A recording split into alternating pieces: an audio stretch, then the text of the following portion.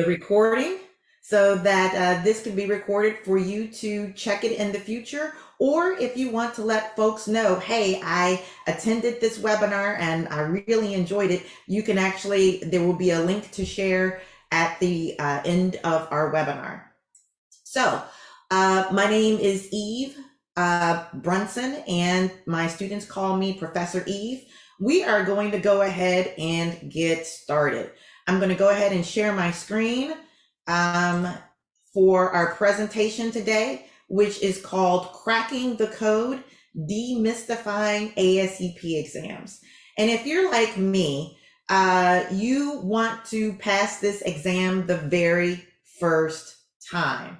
So one of the things that I like to share is just give you a little bit of who I am and exactly where I gained my experience. So my students call me Professor Eve.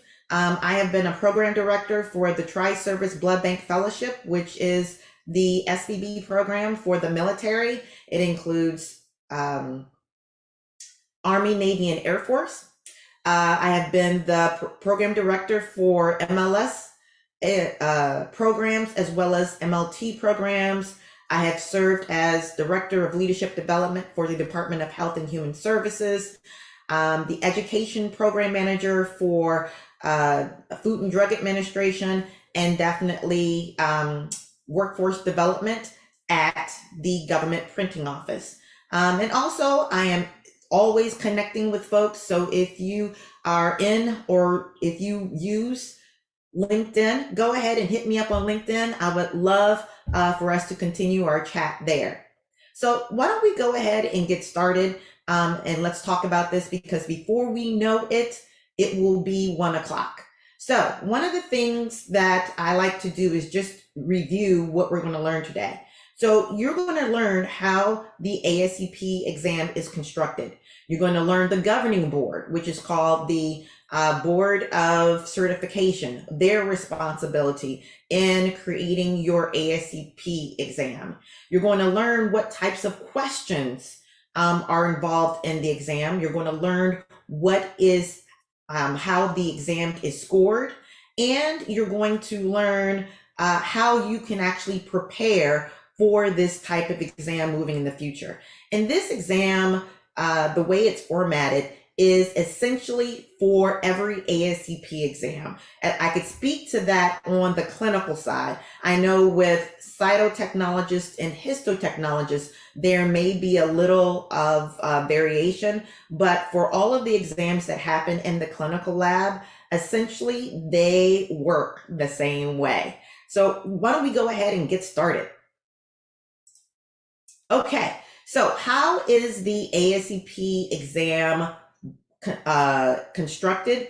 Well, the Board of Certification, which is a subset in the ASCP, they are responsible for creating, managing, evaluating, scoring, and everything that relates to the exam. And so there is a small governing committee, and then there's something called the Board of Governors. So there's a chair-elect, secretary, finance, member at large, and then a couple of representatives from AGT, which is an agency responsible for genetic testing. And then ASCLS, you may know them. They are the, I want to say, the clinical laboratory scientist arm of our profession. And then there's 14 governors. These governors are people like you and me who work in the lab. They are certified in the certifications that they essentially oversee, but these governors actually work with the board to establish all of the parameters associated with the certifications. So there are two different types of working committees with the Board of Certification. There's the exam committee, and then there's work groups. So work groups actually manage qualifications. So if you want to take the apheresis, if you want to be qualified in performing apheresis, that is, you'll be reporting to a qualification work group, whereas the MLS, the MLT, chemistry specialist exams on the clinical side, those are all certification exams, and those certification exams are run by examination committees.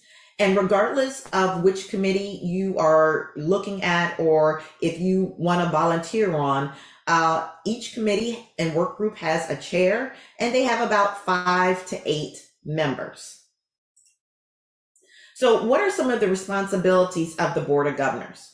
The Board of Governors recommend and approve all the requirements for all ASCP certifications. So if there's anything listed under ASCP, the Board of Governors is going to be the body that manages that.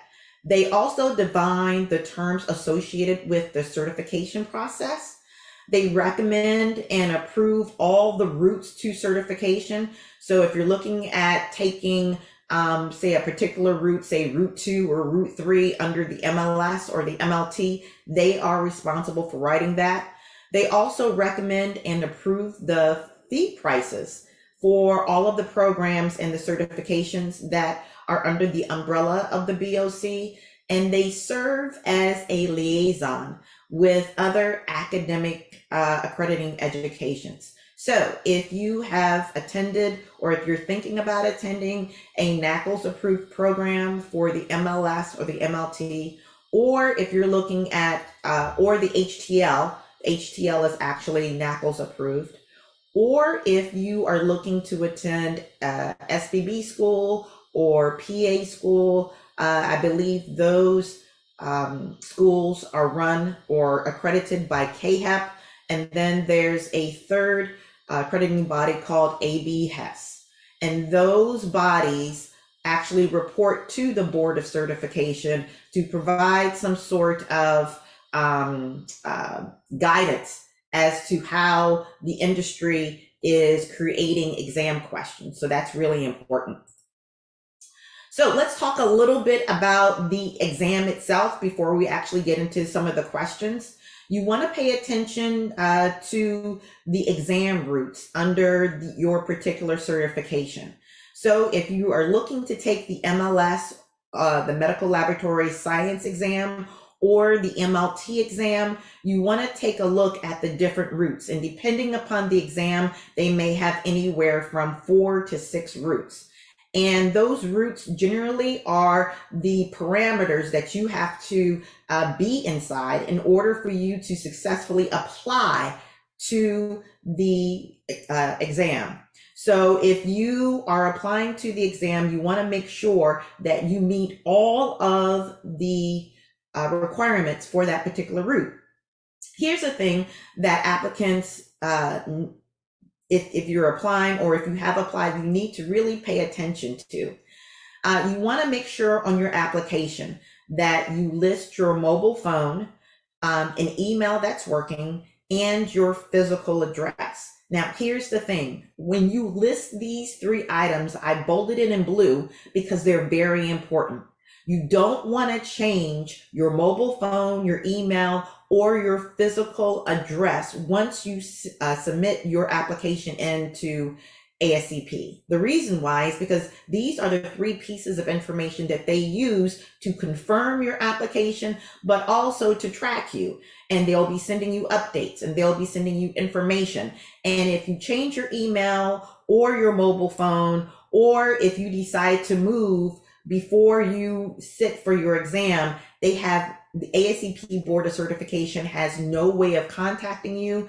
And as a result, when it's time for you to find a testing site, they have no way to send you your information, and that causes a lot of frustration on your end. So please keep these 3 pieces of information together. Also, you want your transcripts.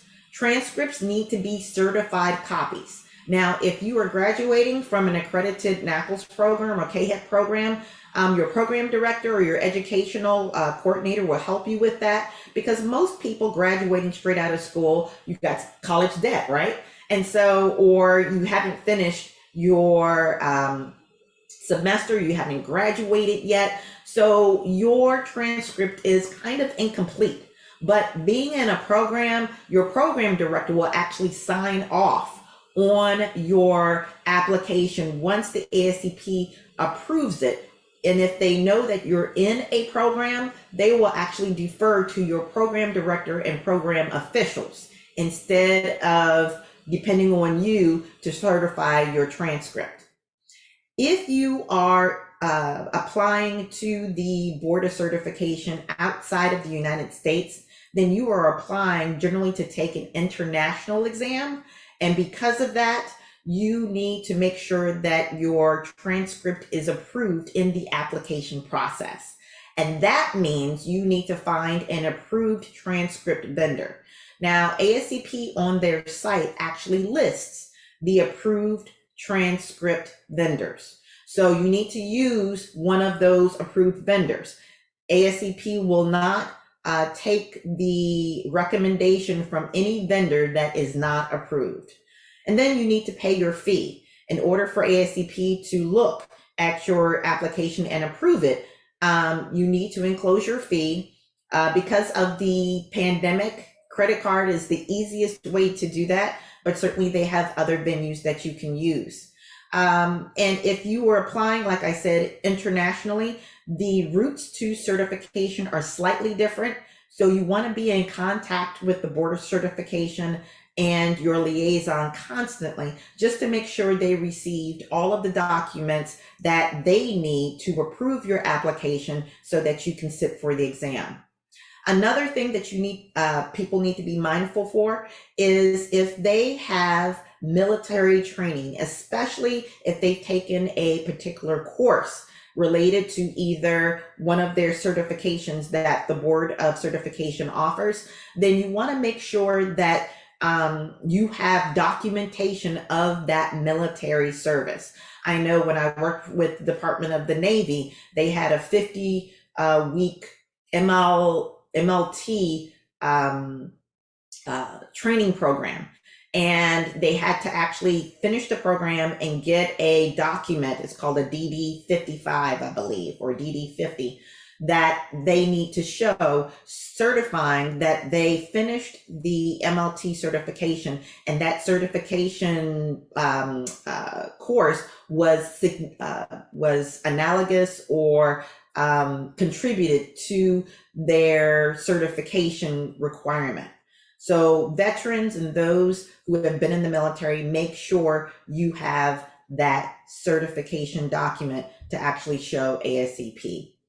So I get this question from students and people that I work with in coaching for the ASCP exam, and they ask, when is the best time to take the exam? Well, if you are finishing up a program, it is best to actually apply for your ASCP exam at least in your final semester. So within 2 to 3 months of your anticipated graduation date, you want to go ahead and apply for the exam. Why do you want to do this? Well, if you are looking to take the exam in June and you wait till May to apply for the exam, it takes about 6 to 8 weeks sometimes for ASCP to get all of your information into their facility, to evaluate it, and then to send you a preliminary approval. That being said, there's tons of people graduating, and there's at least 200 schools in the United States, and everyone essentially is graduating in June, which means that if you wait to May to apply to the exam, you may not get a date to take the exam until sometimes August and September. So you might want to look at applying for the exam at least 8 to 10 weeks before you know you want to take it. And then that way you can have your pick of which date works for you. Also, make sure that after you are approved to take the exam, that you talk to one of the Pearson test centering sites, because those sites are responsible directly for scheduling your exam. The Board of Certification and ASCP uses Pearson testing centers as a contractor to actually administer your exam. So you don't call ASCP, you don't call the Board of Certification when you're ready to take your exam. You will schedule it directly with Pearson.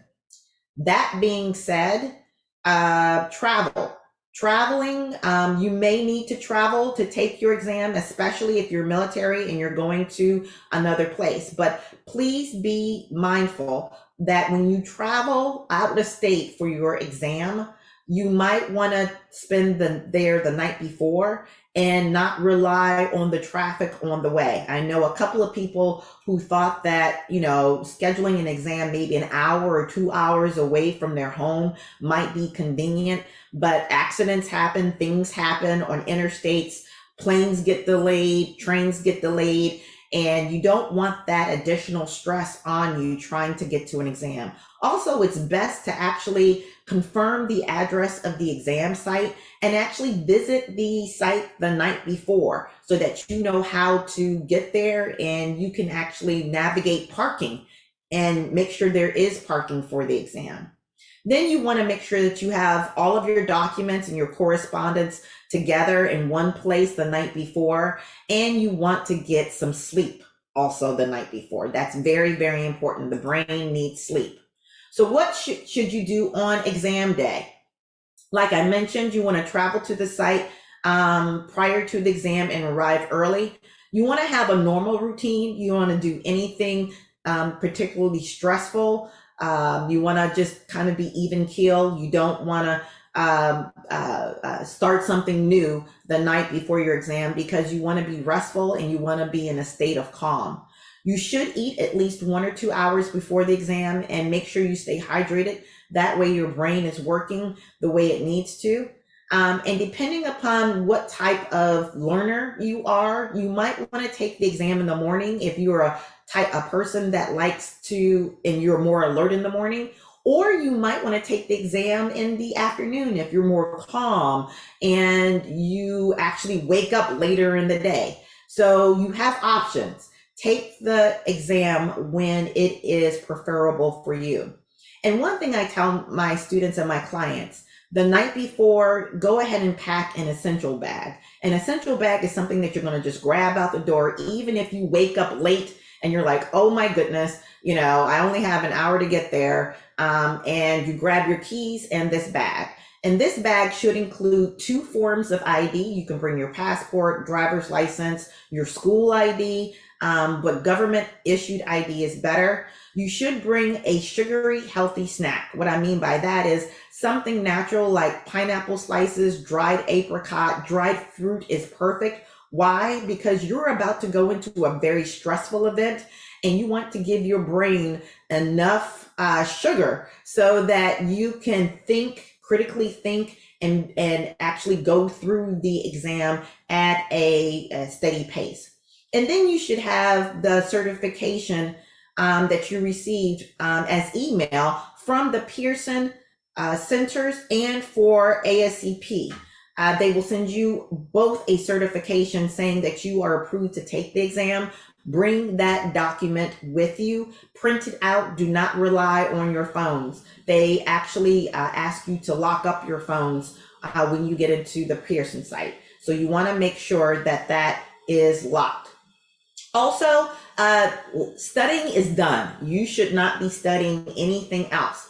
But I do tell students that if you want to bring something with you to just review while you're waiting, a crib sheet.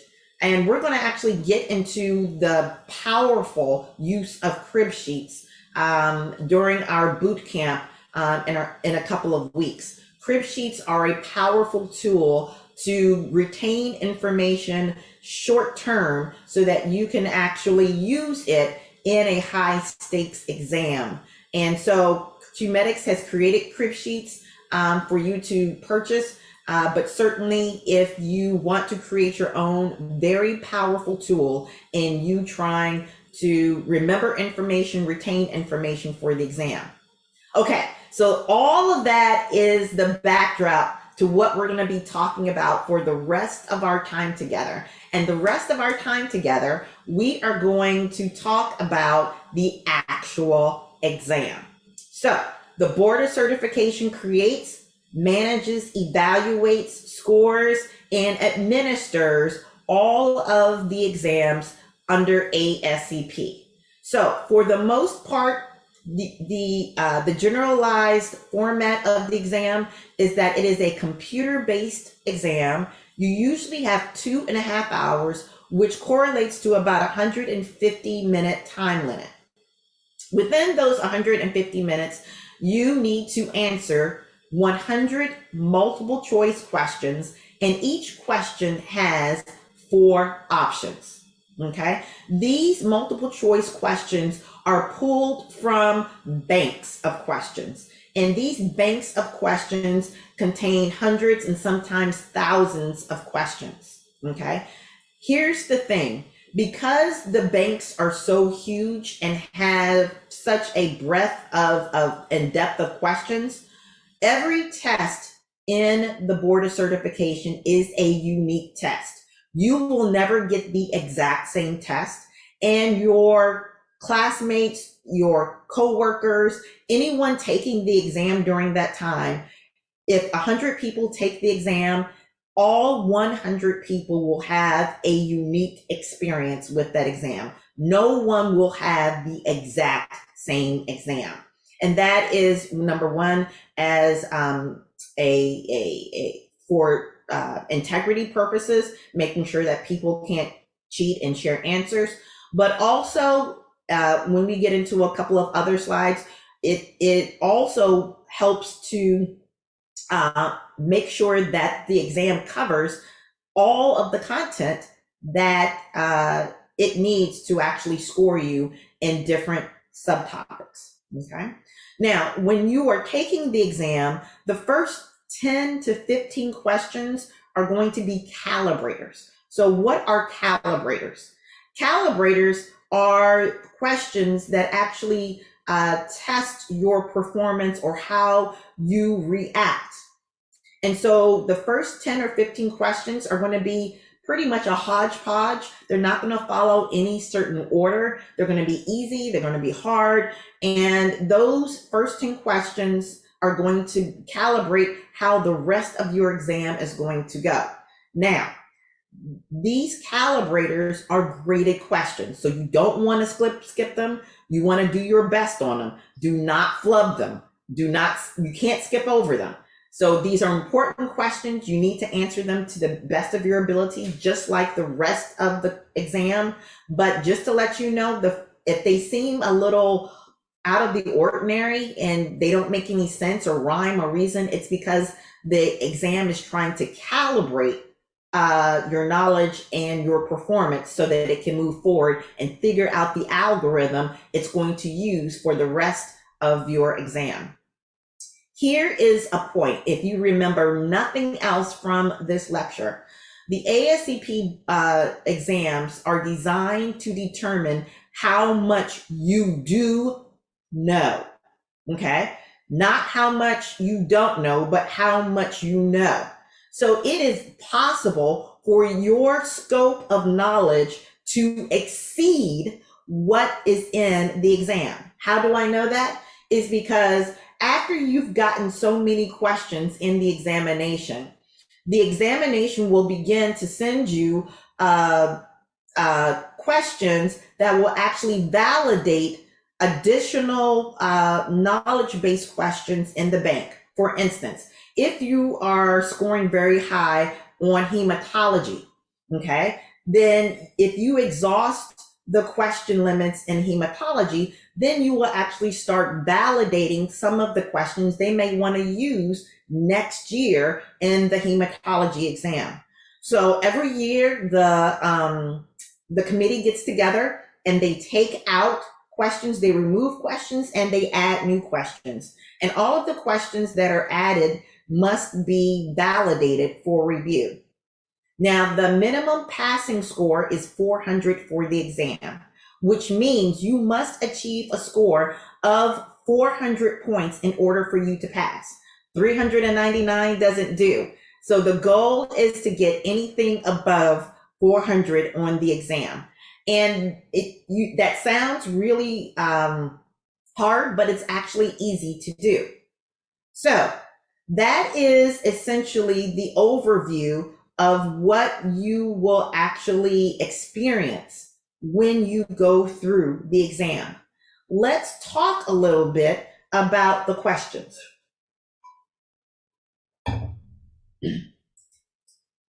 So there's 3 types of questions for the ASCP exam.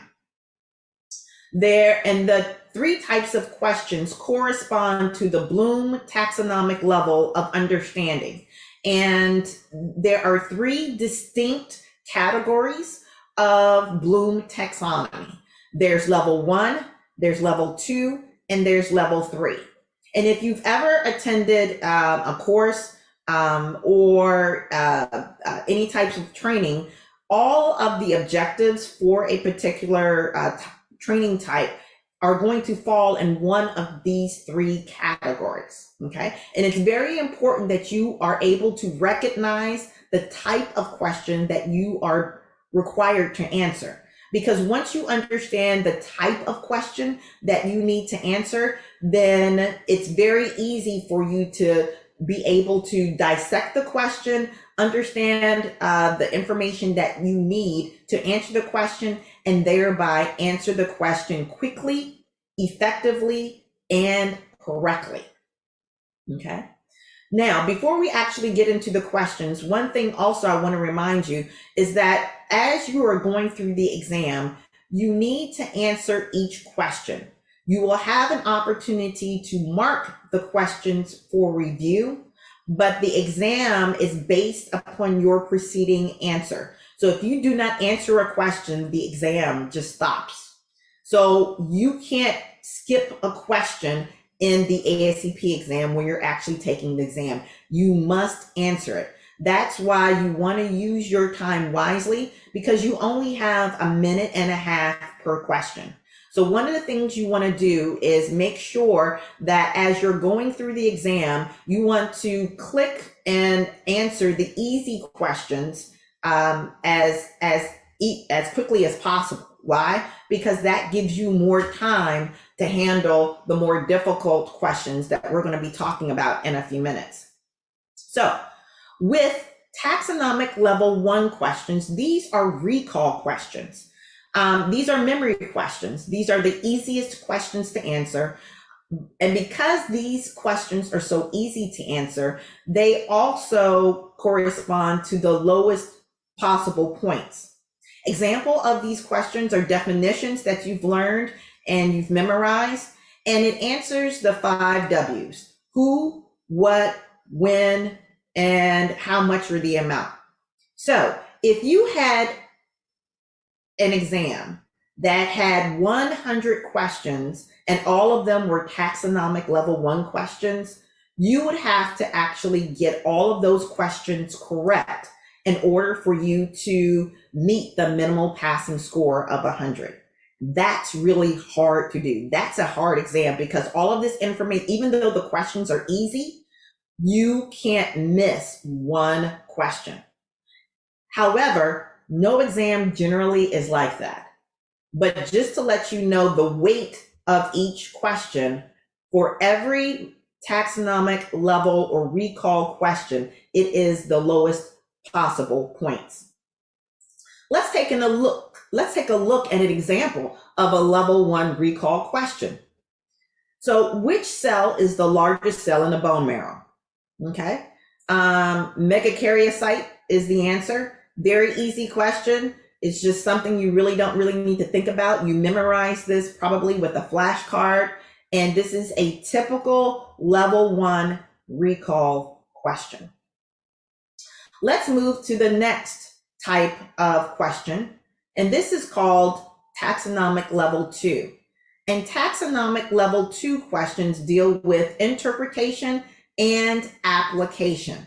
So with these questions, you need to determine an outcome, or you need to identify a piece of information, or you need to predict what's going to happen next. Here's the thing. If you had an entire test of taxonomic level 2 questions, You would need to answer 50 of these questions correctly to achieve the minimal passing score. Why? Because these questions are weighted slightly higher and heavier than your level 1 questions. These questions are worth more. So they are awarded more points because you're given data and you have to interpret that data to come up with a new solution. Let's look at an example of a taxonomic level 2 question. So here's a genetics question. The question is asking you to identify the observed inheritance pattern in the diagram. So take a look at this pattern and figure out which inheritance pattern this diagram is displaying. So if you know anything about genetics, you know that if you see the gene, this is a female, male, you see the gene in every generation. So you know that this is probably an a dominant gene. You see that there's an equal distribution of females and males roughly being affected. And you see the presence of the gene passing from its father to the son. When you see this, it is automatically autosomal. So the answer is this is an autosomal dominant inheritance pattern. You take all of the information in the diagram, you apply your knowledge to it, and you come up with the solution. That is a typical question that you would expect to see at a taxonomic level 2 application or interpretive question. Let's go to taxonomic level 3. This question is very hard for the BOC to write, the committee to write. And these questions are awarded the most points because these questions generally involve problem solving. You actually have to come up with a whole brand new solution based upon the information that they give you. Examples of these questions include math problems, any type of problem that you need to apply a formula to, and some short case studies. So here's the thing. If you had an entire exam worth of taxonomic level 3 questions, you would only need to answer correctly 40 questions in order for you to get to the minimal passing score. So actually, even though taxonomic level 3 questions are very hard, because they are awarded the most points, this is where you really need to be. You need to get a lot of your level 3 questions correct, because level 3 correct questions will translate into higher scores on the ASCP exam. So let's take a look at what a level 3 question looks like. So here's an example of a level 3 question. Anti-F was identified in a patient with Cooley's anemia. Red cell component containing which Rh genotype is preferred to transfuse this patient? Wow, there's a lot of information that we need to know in here. First, you need to know what anti-F is. So as soon as you see anti-F, you should be thinking blood bank, right? So this is an antibody. But okay, so it's an antibody, but what blood group does it belong to? You need to know that it's part of the Rh blood group and that it's a compound antibody, or the antigen is a compound antigen. You need to know what Cooley's anemia is. Cooley's anemia is thalassemia major. So people with thalassemia major, generally they get a lot of blood transfusions. It's a hemoglobinopathy. You need to know red cell components, and you need to know what genotype is applicable that would actually be negative for the F antigen.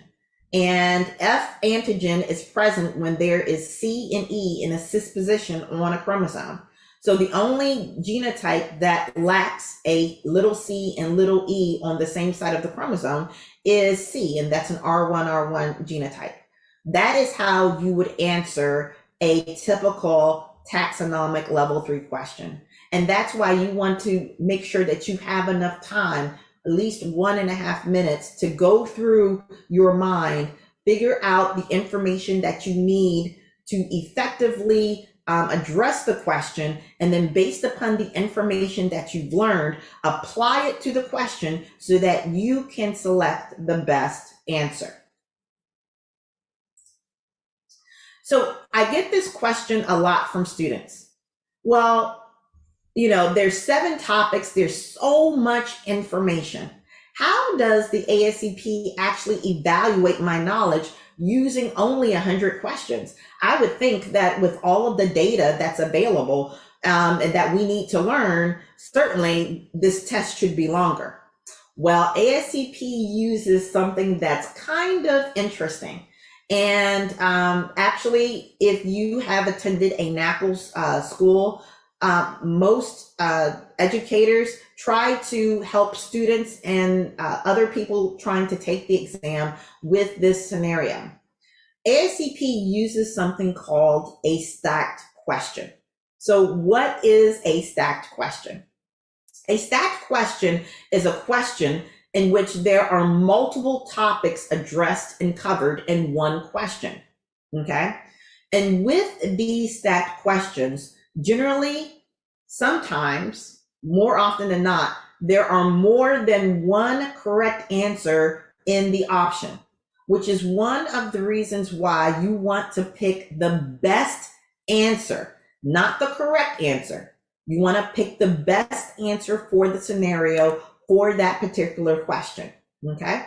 Let's go ahead and take a look at it, what a stacked question looks like. So here is an example of a stacked question. As a result of receiving 20 mLs of packed red cells, an infant develops reticulocytopenia. Which viral agent would cause this condition?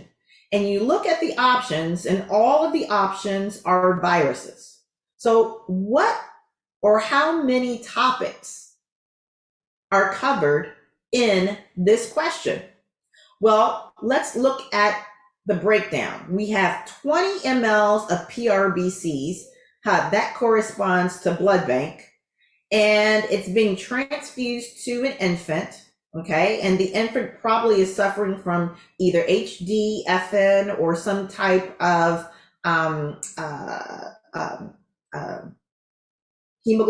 not a hemoglobinopathy, but some sort of disease or trauma where it needs red cells. And then the infant develops reticulocytopenia. We know that term is associated with hematology.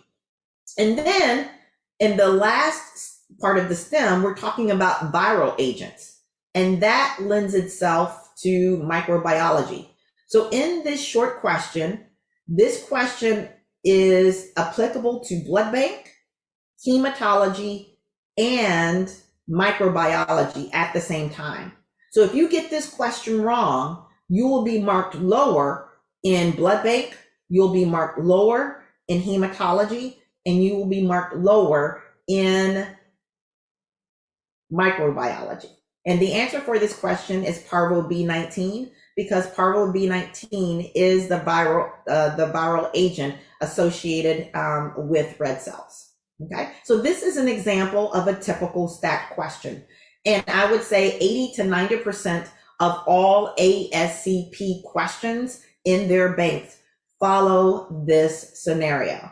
A lot of times my students tell me, oh, I didn't get any urinalysis questions, or I didn't get any immunology questions, or I can't remember getting a chemistry question.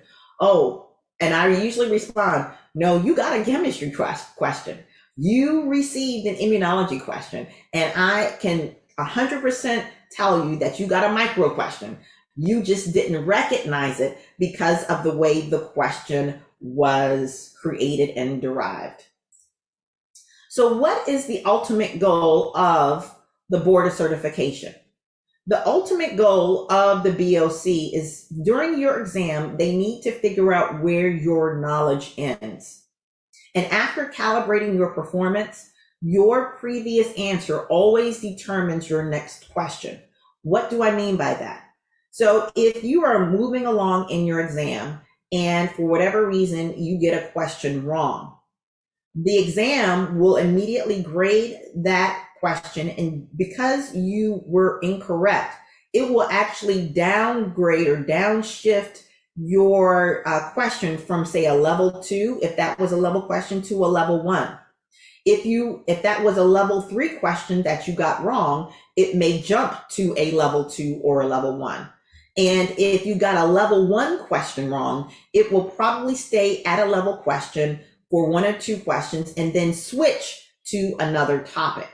So here's the thing: you want to maximize and make sure that all of your answers are to the best of your ability as you are moving through the test. Now, you can actually mark each exam question for your review, and you can change your answers. But I gotta tell you, I strongly counsel against that. Your answer the first time around generally is 80 to 90% your best and the correct answer. I have actually witnessed students changing their answers and then missing the minimal passing score by 1 question. And that is just heartbroken. That's just heartbreaking. So you don't want to get into that point where you're really not sure. Always go with your gut. If you've been reviewing this information for a long time, then your gut, your body will tell you what is right and what is incorrect. One thing that I tell my students all the time: if the exam is getting harder, that is a good thing. That means your score is higher on the exam. As I mentioned in some of my posts, my students generally score about 200 to 300 points above the national mean. And I tell them, you want a hard exam. If you come back to me and tell me, oh, that exam was a piece of cake, that gets me nervous as an educator, which means that you probably had a taxonomic level 1/2 exam, and you were fighting for every point on that exam. Whereas if you have a very hard exam, most likely the exam gave you mostly taxonomic level 2 and 3 questions, which means you got to the minimal passing score, say at the 50th or 55th question. The rest of the exam, 40 to 50%, 35 to 40% of the exam, was just to increase your score. So you want a hard exam. Easy exams means that you're closer to failing. You want a difficult exam. The minimal passing score, which is 400 points, really correlates to about 68% of the questions. So you can actually get a D on the ASCP exam and actually pass. Now, all exams, like I said, are going to be different. So that mix of points between level 1, level 2, and level 3 is going to be different. But for the sake of just simplifying the exam, generally 68% equals 400, which equals passing the ASCP exam. As I mentioned before, never erase or change your answers. Your first inclination is the best. Do not erase. The only time I would suggest students erasing is especially if they were working a formula and for whatever reason, they went through the exam, and sometimes the exam will give you a hint of a question or may address a question a different way, and say that you saw the formula or the problem, say, in question 20, and now you're in question 80, and it reminded you of something that you forgot to do in question number 20 to make sure that you got that question correct. Then it's okay to go back to question 20, rework the formula, add the information to get the right and correct answer. But outside of that, please do not erase. Erasing just actually helps to get you more confused about a particular topic. And as a result, it does not help you to get to 400. I hope you enjoyed the webinar. Be sure to ring the bell, hit like and subscribe to be notified of new content. Feel free to leave a comment below, and let's go save lives.